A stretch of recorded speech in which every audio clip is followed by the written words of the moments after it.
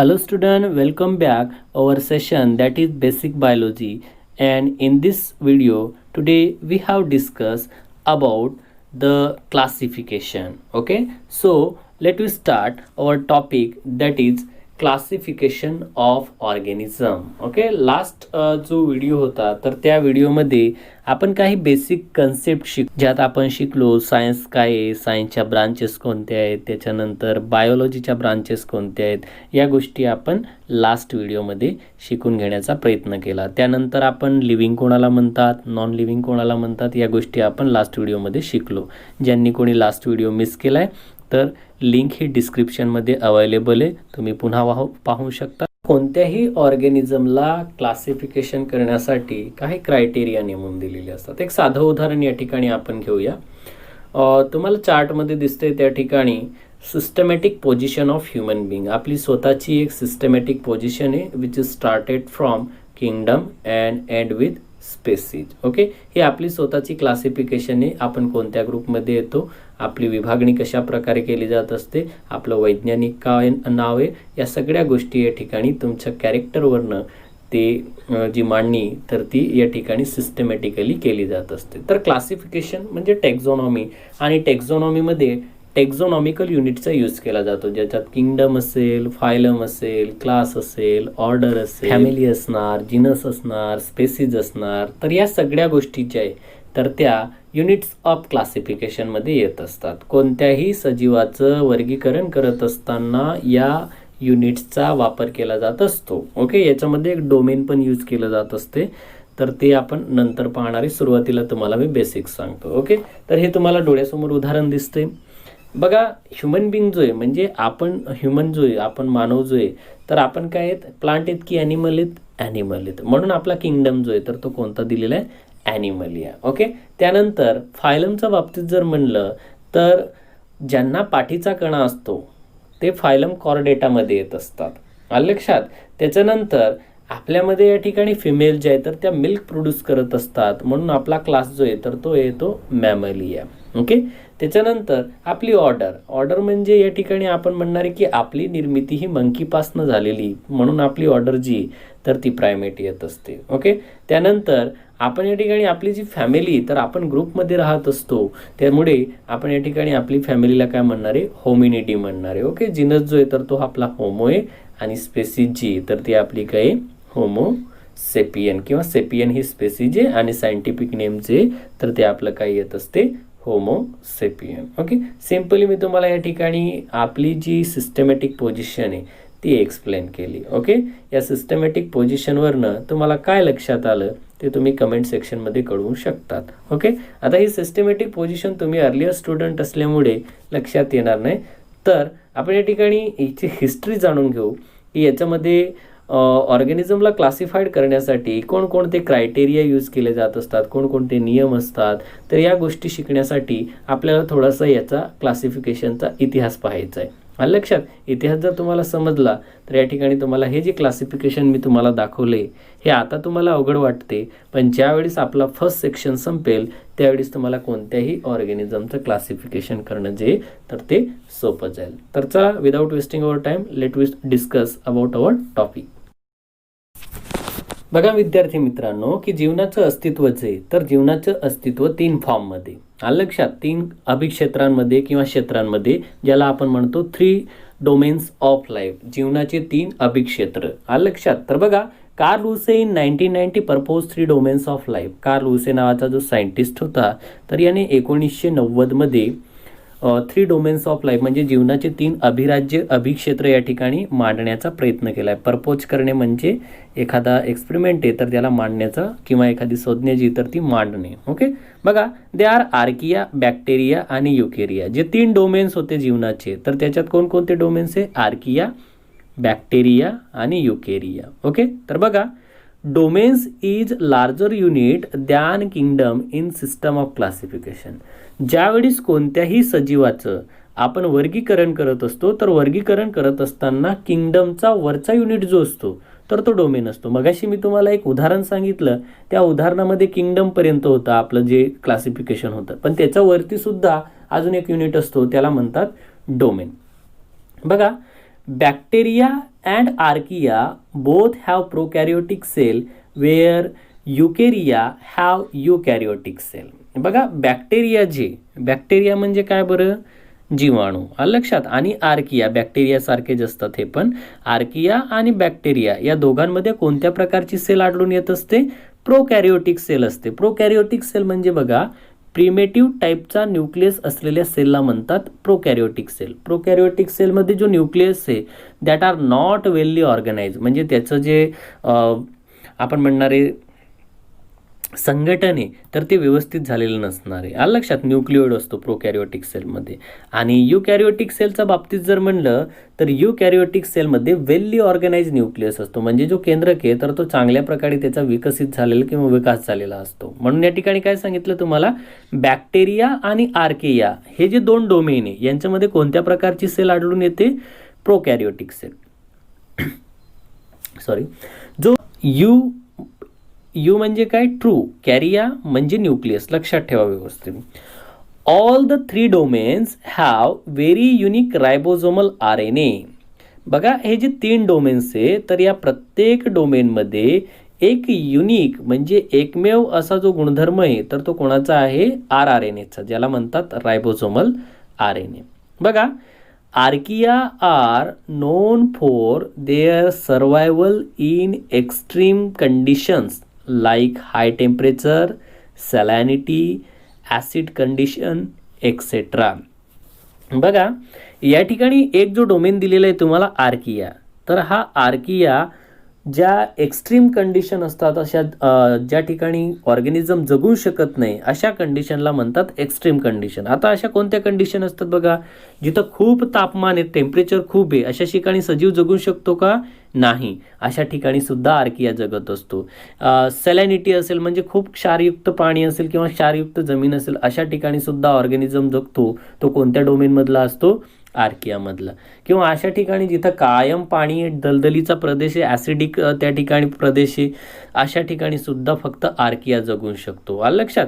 तर एक्स्ट्रीम कंडिशनला फक्त कोणता डोमेनमधले ऑर्गॅनिझम जगत असतात, आर्किया नावाच्या डोमेन्समधले जे ऑर्गॅनिझम आहे ते जगत असतात. कारण पृथ्वीवर सगळ्यात अगोदर जे ऑर्गॅनिझम आले तर ते आर्किया या डोमेन्समधनं आलेले आहेत, आलं लक्षात. आणि हा डोमेन जो आहे तर याच्यात येणारे सगळे ऑर्गॅनिझम हे परपोषी होते, ज्यांना आपण हेट्रोट्रॉप्स म्हणतो.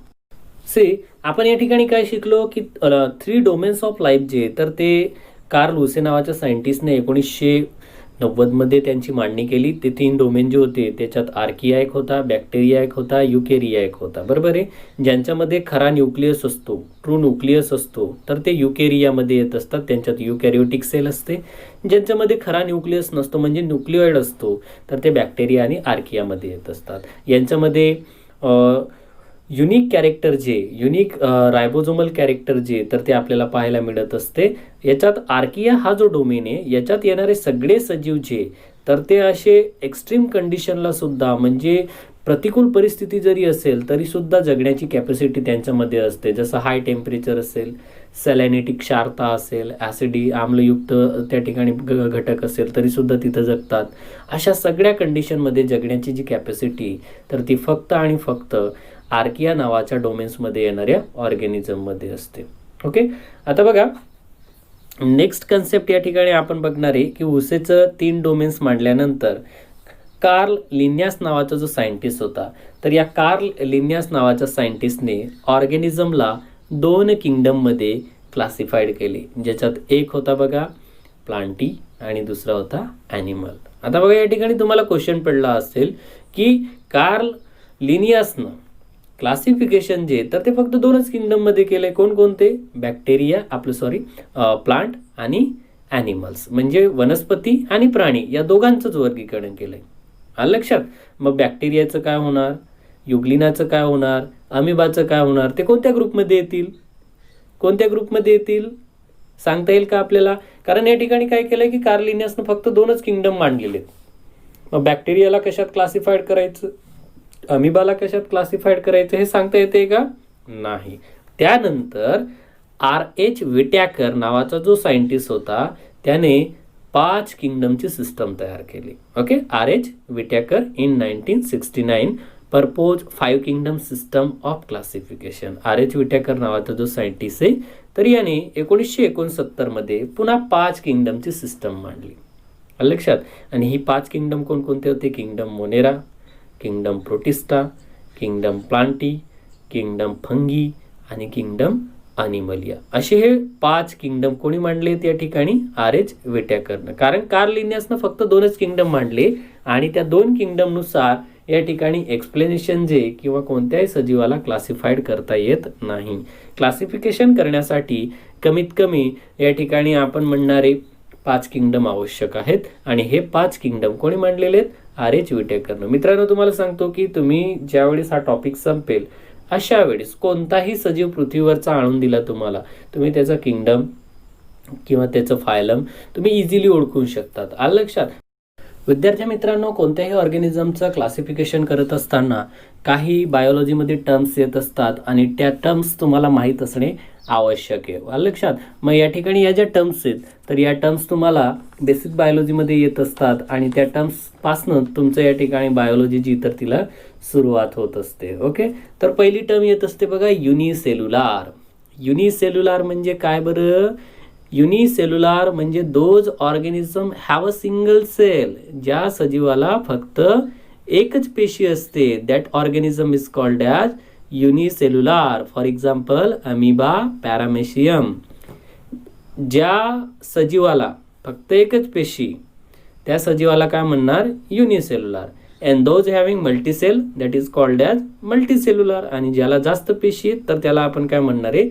मल्टीसेल्युलार ऑर्गॅनिझम और सजीव असं आपण म्हणू. बघा, आता तुम्हाला पृथ्वीवर एखादा प्राणी सापडला किंवा एखादी वनस्पती सापडली, तिच्यात एक पेशी की असंख्य पेशी येते, त्याच्यावर तुम्ही तिचं आयडेंटिफिकेशन करणार ना. आलं लक्षात. मग या ठिकाणी तुम्हाला सांगितले फर्स्ट टर्म युनिसेल्युलार, दुसरी थिंग सांगितली मल्टीसेल्युलार. त्याच्यानंतर पुन्हा अजून एक टर्म येत असते बायोलॉजीमध्ये, ती म्हणजे सेलच्या बाबतीत, तिच्यात असलेला जो न्यूक्लियस आहे त्याच्या बाबतीत. आलं लक्षात. आता ही टर्म काय असते बघा? प्रोकॅरियोटिक, युकॅरियोटिक.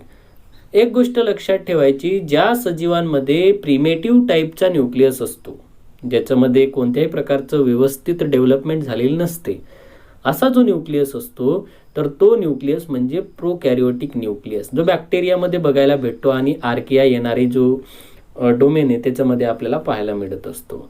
आणि जो न्यूक्लियस वेल्ली ऑर्गनाइज आहे, व्यवस्थित त्याचं त्या ठिकाणी ऑर्गनायझेशन झालं, एक खरा न्यूक्लियस आहे, that is called as eukaryotic cell और युकॅरियोटिक न्यूक्लियस. आता कोणताही सजीव जर म्हणला आपण, तर एक तो सजीव स्वतःचं अन्न स्वतः तयार करतो किंवा अन्नासाठी दुसऱ्यावर अवलंबून असतो. असे 2 प्रकारचे सजीव असतात. आलं लक्षात. ज्यांना आपण या ठिकाणी म्हणणारे बघा ऑटोट्रॉप. ऑटोट्रॉप म्हणजे काय? Those organism which prepare their own food material. Those organism which prepare their own food material, that organism is called as autotroph. जो सजीव स्वतःचं अन्न स्वतः तयार करत असतो त्या सजीवाला काय म्हणतात? स्वयंपोषी. वनस्पती जे आहे तर ते स्वतःचं अन्न स्वतः तयार करत असतात, म्हणून वनस्पती जे आहे तर त्या ऑटोट्रॉप्स आहे आणि त्या प्रोड्युसर म्हणजे निर्माता या ग्रुपमध्ये येत असतात. ओके. आणि काही सजीव असे आहेत की ते स्वतःचं अन्न स्वतः तयार करत नाही, ते दुसऱ्यांवर अवलंबून असतात, ज्यांना आपण म्हणतो हेट्रोट्रॉप किंवा परपोषी. Means what? Those organism depend on another organism for food. अन्न मिळवण्यासाठी काही सजीव दुसऱ्या सजीवावर अवलंबून असतात, त्यांना काय म्हणत असतात? परपोषी किंवा हेटेरोट्रॉप. आलं लक्षात. आणि हेटेरोट्रॉप जे तर याच्यामध्ये पुन्हा 2 ग्रुप येत असतात. त्याच्यात एक असतो कंझ्युमर आणि दुसरा असतो डिकम्पोजर. कंझ्युमर म्हणजे ग्राहक, ज्याच्यात आपण येत असतो. डिकम्पोजर म्हणजे सूक्ष्मजीव, जे विघटन करायचं काम करत असतात. ओके. इथपर्यंत लक्षात आलं. तर चला आपण या ठिकाणी ऑर्गॅनिझमला क्लासिफिकेशन करण्यासाठी कोणकोणते क्रायटेरिया आहे यांच्या बाबतीत आपण शिकूया. आता बघा, क्रायटेरिया म्हणजे काय? तर या ठिकाणी एक पात्रता असते. कोणत्याही सजीवाचं वर्गीकरण करण्यासाठी एक डेफिनेट त्या ठिकाणी त्याच्यासाठी नियम नेमले जात असतात आणि त्या नियमानुसार प्रत्येक सजीवाचं या ठिकाणी क्लासिफिकेशन केलं जाणार आहे. मगाशी या ठिकाणी R.H. विटेकरचं जे क्लासिफिकेशन होतं तर त्याचे 5 किंगडम या ठिकाणी मांडण्यात आले आणि या 5 किंगडमचं आपण या ठिकाणी क्लासिफिकेशन शिकणार आहोत. विद्यार्थी मित्रांनो, तुम्हाला मी एक सिंपल या ठिकाणी चार्टच्या मदतीने समजावण्याचा प्रयत्न करतो आणि हा जो चार्ट आहे तर तो तुम्हाला कोणत्याही सजीवाचं क्लासिफिकेशन करण्यासाठी मदत करणार आहे. तर एक गोष्ट लक्षात ठेवा, जशी उत्क्रांती झाली आहे, समजा सजीवाची जशी निर्मिती झाली त्याच्यानुसार हे जे किंगडम आहे हे पाडण्यात आले. म्हणजे जो अगोदर आला तो सगळ्यात खालच्या लेवलला असणार आहे आणि जो लेट आला तर तो सगळ्यात वरच्या लेवलला असणार आहे. जसं आता आपण डायनासोर वगैरे सगळ्यात अगोदर आले होते, आता दिसत आहेत का?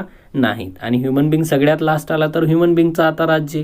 ओके, तर पहिला किंगडम जो आहे तर तो किंगडम आहे मोनेरा. मोनेरा किंगडममध्ये येणारे जे सजीव आहेत किंवा ऑर्गॅनिझम आहे तर त्यांच्यामध्ये फक्त एकच पेशी असते, म्हणून त्यांना आपण युनिसेल्युलर म्हणणार.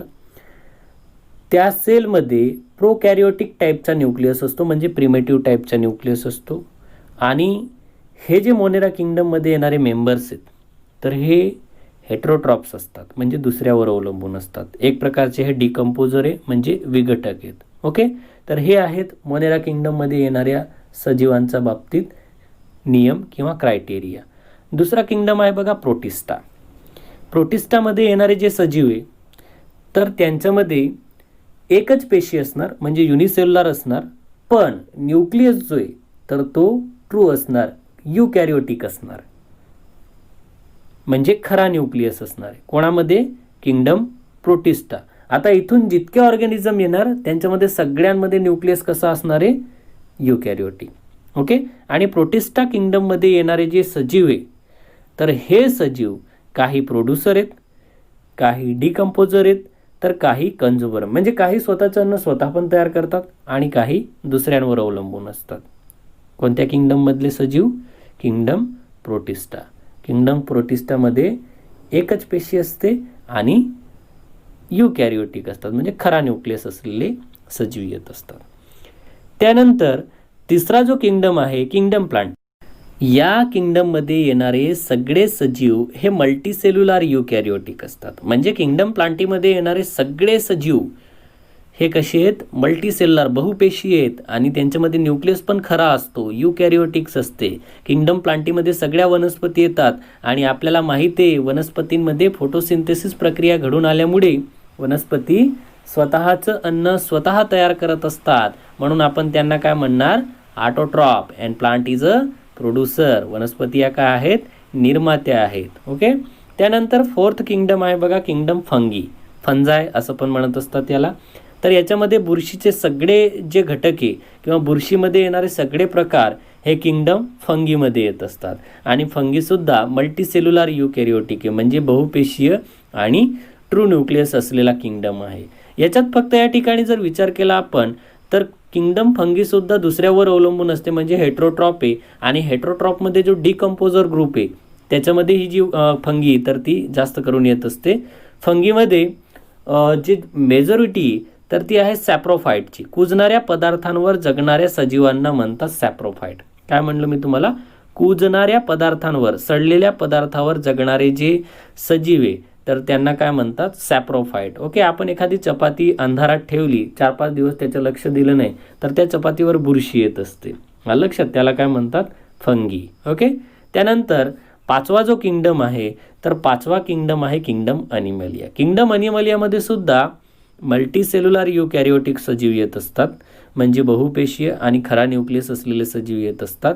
आणि हे जे सजीव आहे तर हे जास्त करून किंगडम अॅनिमलियामध्ये येणारे सजीव जे तर ते जास्त करून हेट्रोट्रॉप आहे, परपोषी, दुसऱ्यांवर अवलंबून असतात, अन्नासाठी दुसऱ्यावर अवलंबून असतात, म्हणून त्यांना आपण कंझ्युमर म्हणतो. ओके, तर ही एक छोटीशी बेसिक थिंग आपण या ठिकाणी आजच्या व्हिडिओमध्ये समजून घेण्याचा प्रयत्न केला.